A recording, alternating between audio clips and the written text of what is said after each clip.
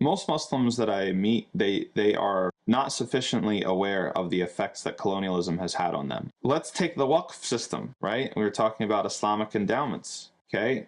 The colonial powers realized that dismantling the Waqf system was an essential part of their colonial mission, both to steal resources and get rich quick, but more importantly, to bring the local populations under control. And if you look at, you go across the Muslim world from French Algeria to British India to Dutch Indonesia, it's the same playbook. They did the exact same thing. The very first thing, some historians estimate that about half of all Muslim land was tied to a waqf, or was set aside and in the use of a waqf, an Islamic endowment, when the European colonists arrived. That's huge. But the thing was, and this is a historical theme, the Europeans, and it's nothing against, racist or essential, I'm descended from Europeans, but the Europeans of that time, they went to the Muslim lands, and what they saw everything that was going on through their own historical experience, and they assumed it was the same exact thing. Because they had experiences with the church owning all the land. The same happened in England, right? The church at one point had owned, I don't know, like definitely over half of the land of England. And then they came and they broke it up, right? So they came to the Muslim world, and they are there because they want to steal resources. And they see this sort of arrangement, and they don't realize that this is actually how public goods are serviced, right? This is not an oppressive church, centralized ecclesiastical authority that's depriving the people by tying up all this land.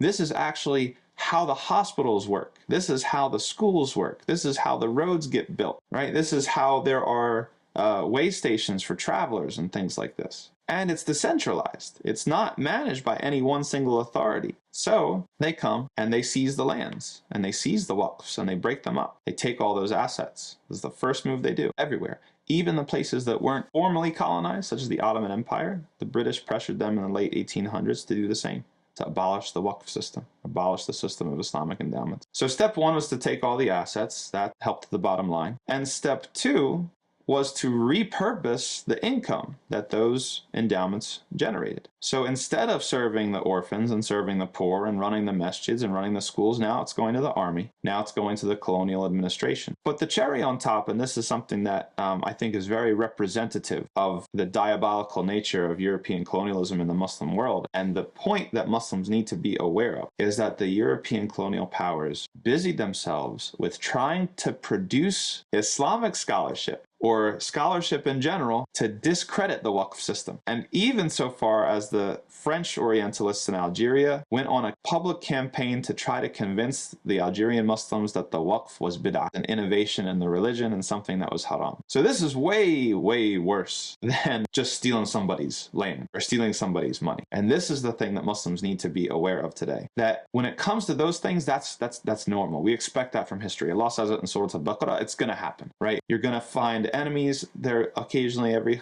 hundreds, throughout the centuries, they're going to conquer you. You're going to conquer them. They're going to take your land. They're going to take your life, etc. The real danger is when they're trying to change your religion, when they're trying to change the way that you experience your religion. And this is where we're at today. If you feel, oh, why does Islam have all these rules, all these restrictions? Why does Islam say this? This is exactly the same thing. Has there not been a public campaign to discredit the Sharia, to discredit different parts of the Sharia in the Muslim world and outside of the Muslim world, right? The inheritance system, or the criminal law, or this and that and the other. All these sorts of things. They have, the non-Muslims, and particularly powers who have wanted to conquer Muslims, have produced scholarship to change the way that Muslims think about their own faith.